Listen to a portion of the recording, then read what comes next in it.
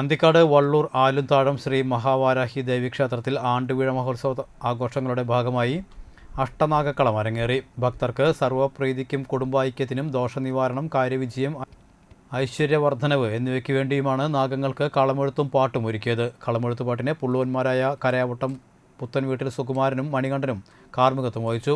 ക്ഷേത്രഭാരവാഹികളായ പ്രവീൺ പണ്ടാരത്തിൽ, സിനീഷ് തണ്ടാശ്ശേരി, സുബിൻ കാരമക്കൽ എന്നിവർ ചടങ്ങുകൾക്ക് നേതൃത്വം നൽകി.